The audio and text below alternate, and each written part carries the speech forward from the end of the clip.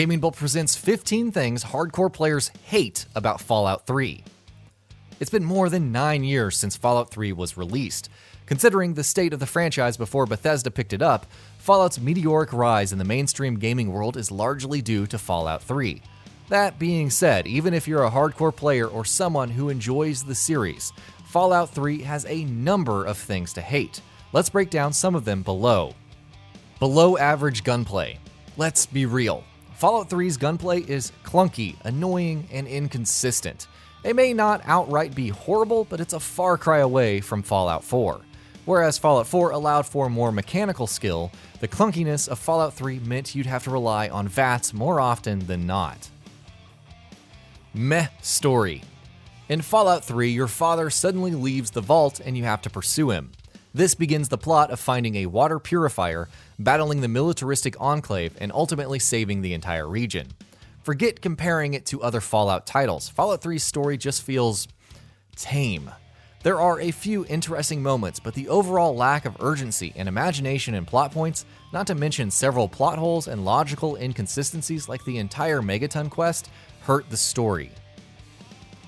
Not as complex as past games. Maybe it's the first-person perspective or general pacing of the game, but Fallout 3 doesn't feel nearly as complex as the isometric Fallout titles. Perhaps it's the general choices you can make, how you customize your character, or just how the world reacts to you.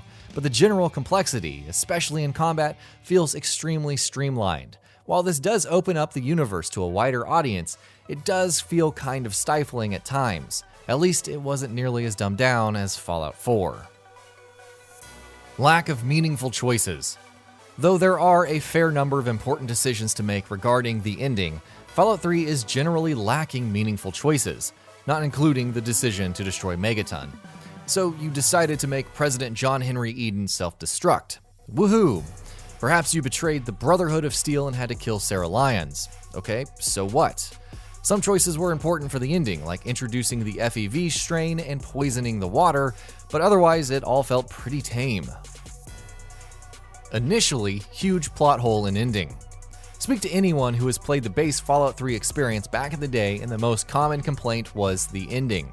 Basically, you had to enter a heavily irradiated area to save the day or sacrifice Sarah Lyons. Why couldn't you send someone else, like your super mutant ally Fox, who was radiation proof?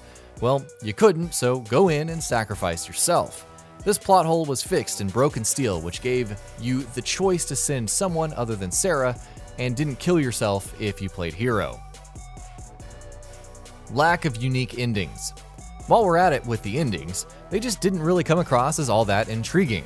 Whether Sarah dies, the Lone Wanderer dies, the Purifier explodes, or whatever, there's just a bright light that emerges from the Jefferson Memorial.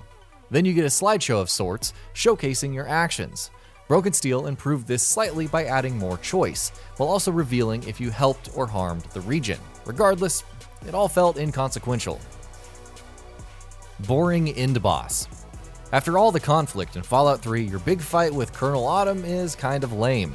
He has some bodyguards you can convince to leave with speech checks. Autumn himself can also be persuaded to give up his quest. Other than that, actually fighting him isn't all that different from fighting your average NPC and his minions. Bugs, bugs, bugs.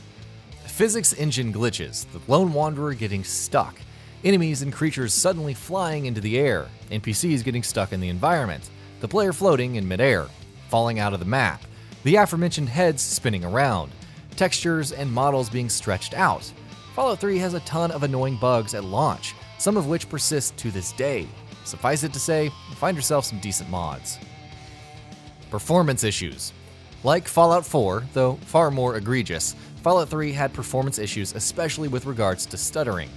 Players also reported low frame rates despite turning settings down. It also didn't help that crashes were fairly frequent, making the game tough to enjoy out of the gate. First-person perspective. Before Fallout 3 even released, many hardcore players took severe umbrage with the first-person perspective. You have to remember that Fallout 1, 2, and Tactics were primarily from the isometric perspective.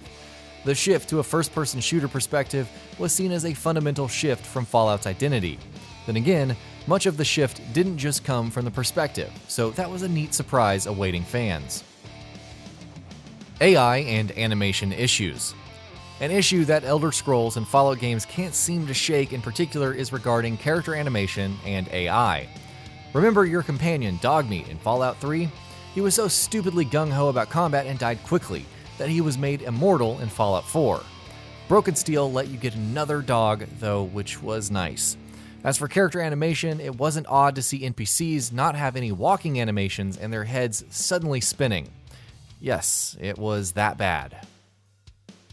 Generic quests.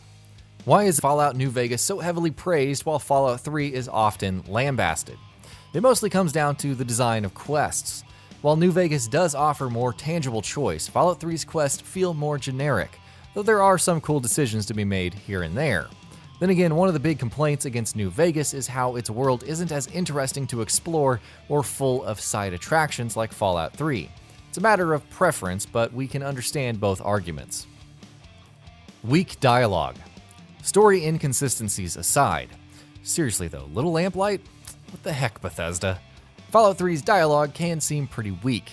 The Enclave came across as boring foot soldiers without much cause. Everyone in Megaton seems completely fine with this huge atomic bomb in their town, and how about Fox at the end encouraging you to sacrifice yourself because your destiny culminates here? Inconsistent lore. It probably wouldn't be all that terrible if Fallout 3 followed the lore from previous games. But why does the Enclave suddenly show up despite their HQ being destroyed in Fallout 2? Why does the FEV strain appear in the capital wasteland when it was supposed to be restricted to the west coast? Supermutants come across as dumb meatheads, and the ghoulification process appears to have changed drastically. We could go on, but we'd rather not. Forgettable characters. Topping off the inconsistent lore, middling story, and at times annoying dialogue is that there aren't many memorable characters in Fallout 3. Sarah Lyons was pretty good, especially when you go through so much together, and her farewell at the end of Broken Steel was great. Other than that, Autumn, Three Dog, Moira, Butch, and Amada were all pretty forgettable. Throw in some rather annoying voice acting, Moira after becoming a ghoul, or Jack, for instance, and you have a smorgasbord of character problems. And that'll be about it for this one. If you guys like what we're doing at GamingBolt, please consider subscribing to our channel, and I'll see you guys on the next video.